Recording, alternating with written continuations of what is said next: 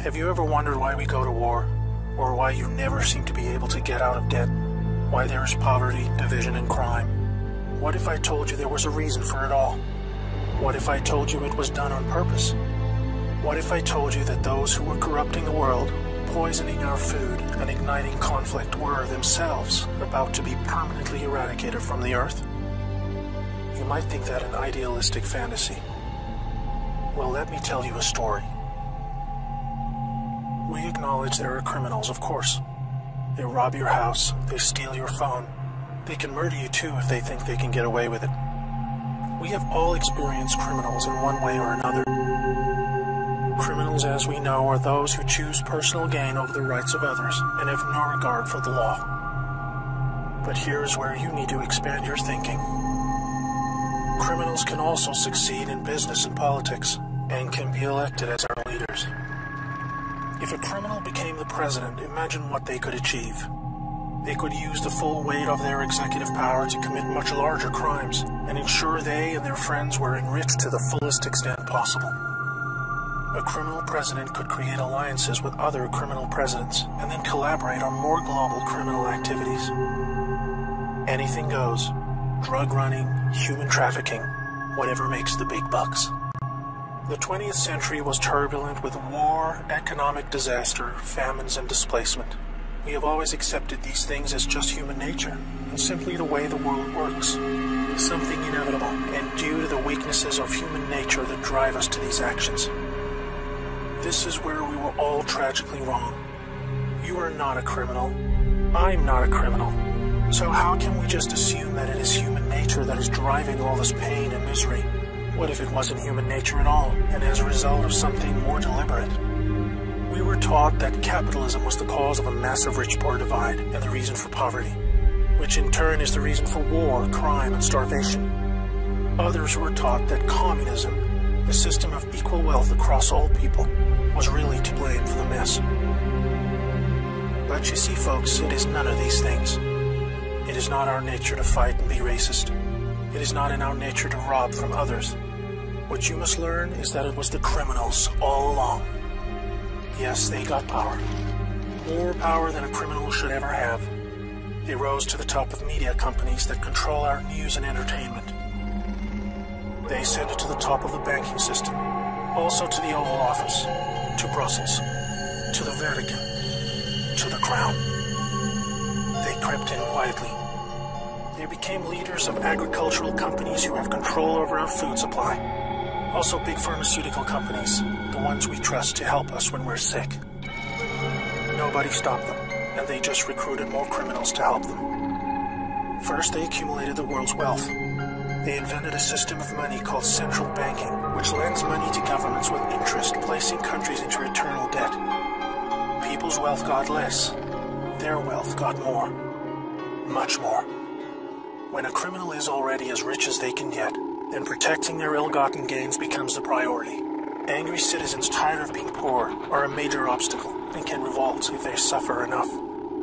The criminals needed to prevent this, so they diverted attention to the last remaining competitor, the people of the world. You and me. We were not happy being ruled by criminals and having to work 3 jobs just to survive. They know we won't accept it, so they use their control of the media to set black against white, woman against man, young against old, Muslim against Christian. They convinced us we were the problem so that we would fight and destroy ourselves. To get it done faster, they attacked all aspects of humanity that make us strong. Like family. Using their influence over culture, they popularized lifestyle choices that led to a surge in broken homes, lost youth, and substance abuse. I could talk all day about how else they deliberately weakened us, and it would turn your stomach. We were just trying to get on with living. So where are all the good guys? Good people just want to get married, have kids, make a living, and enjoy their liberty. Well, there were good guys. Many.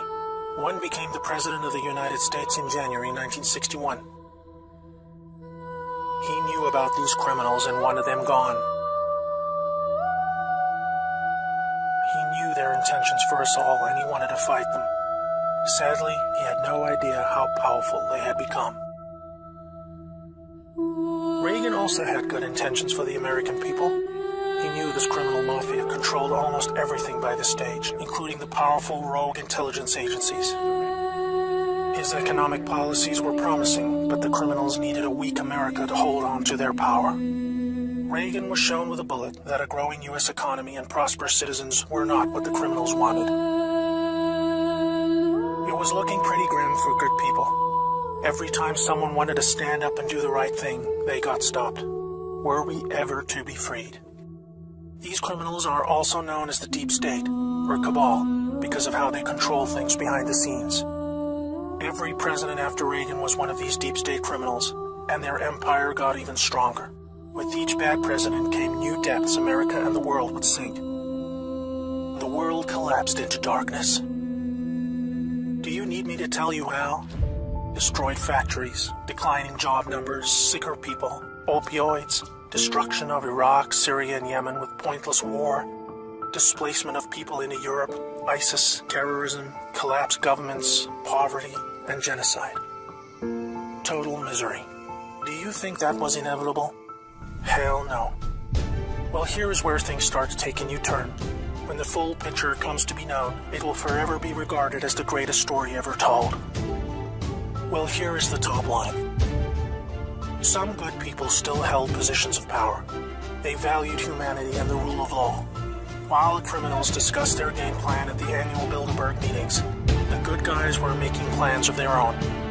The information age was coming to change history forever. As the internet flooded into every home and appliances became smarter, and when people started carrying tracking devices, an opportunity to put an end to criminal control over the world was emerging. We became connected, trackable, and surveilled. But so did they. They became dependent, just like we did, on email, SMS, instant communication.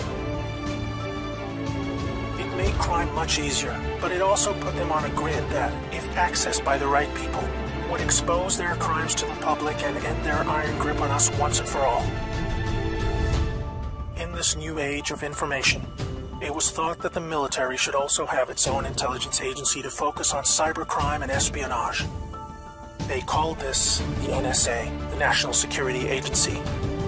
The relevance of the NSA in the story cannot be understated. Here we had every phone call, email, and text from every device stored and archived. Whether it be someone making a doctor's appointment or the Deep State setting up a massive heroin purchase from the Taliban. In the right hands, it will be enough information to expose the entire sinister criminal plot to rob us blind and wipe us out. Hold that thought. Now I need to explain the plan. The good guys were devising a plan to reclaim the world from the cabal and return it to the people. It would involve alliances with multiple countries, since the criminals had global rat lines, trade, and other infrastructure in place that would need their cooperation. It came down to two choices for America. Launch a military coup to seize the government from whichever cabal puppet was in the White House at the time, or win legitimately, take control of the NSA, expose the criminals for what they are, and arrest them all. Obviously, the first option would be very troubling for the public. With people still preoccupied with cabal-engineered social issues, they would likely revolt and hurt themselves and others. No, it would have to be the latter. So they needed a candidate who could win, and who could win big. Many states like California had been so heavily inundated by criminals that even the voting machines were electronically set up to swing votes any which way. It would need to be a very decisive victory. Good patriots in the U.S. military and their global partners asked Trump to run for president so they could take back control of America legitimately without alarming the public. Trump was a good choice, obviously, because he overcame the voter fraud and won. But he was a patriot, and he was loved and admired by the public. He was not interested in joining the cabal, mainly because they hated America and he did not agree with them on that point. As soon as he showed interest in taking power, they activated their media assets to viciously turn on him. That's when we saw the sudden hatred emerge. Even when he won, the cabal still had no idea what he was a part of, and the sophisticated plan that was about to unfold against them. Shocked at their loss, they mobilized their full arsenal of intelligence, media, money, and technology to try and take back power. There were people at the top of the DOJ and FBI then put together a plan to flame Trump and have him impeached. This is where we come back to the NSA again. all messages were stored and could be used to expose this plot and prevent Trump's overthrow. An entire book will be written about the first 2 years of Trump's presidency: false flag terror attacks, downed planes, missile alerts, assassination attempts. Here's the point. The world is currently experiencing a dramatic covert war of biblical proportions, literally the fight for Earth, between the forces of good and evil. I can't put it in simpler terms, but I can say it appears the good guys are winning. The cabal had complete control over North Korea. They hijacked the Kim dynasty, took them hostage, and worked to build up a nuclear arsenal to threaten the world. Kim Jong-un suddenly embracing peace was simply because the deep state were beaten and driven out. ISIS was also destroyed in the year following Trump's win. We are all starting to see the pattern now, that enough time has passed, that our biggest global concerns are starting to recede, and peace is returning. It is all evidence that the good guys are winning the war. But we are still in the middle. While a lot is improving, it still puzzles many that most of these known criminals are still free, especially the higher-ups like Hillary Clinton, the Bushes, and Obama. That is coming in the next chapter of the story. That's why we have Q. The good guys with control over the NSA began the Q intelligence dissemination program to invoke an online grassroots movement that came to be called the Great Awakening. It started on underground internet channels and then moved to the mainstream. Q has been a fun distraction for those who follow world events and desire truth, but it is about to begin a much more important and necessary phase, keeping the public informed when the deep state war breaks out onto the surface. By this, I mean high-profile arrests. Yes, folks, the criminals I'm referring to are famous politicians, actors, singers, CEOs, and celebrities. People who have earned our trust, respect, and admiration. They have done very bad things that are all fully known and documented, and they will be severely punished. Those of us who have followed Q since the beginning will be here to help you make sense of the coming events. We are among the first to realize that our petty partisan divisions are just trivial distractions, and we are all enslaved by a hidden enemy. We realize that the problem was never capitalism or socialism, Democrat or Republican, black or white, Muslim or Christian. We know it was just very powerful criminals who had too much power. Fellow slaves, it's time to buckle your seatbelt, recognize your true enemy, and embrace a new future that we all owe to the brave patriots who risk their lives to achieve this victory against the greatest force of evil the world has ever known. May God bless America.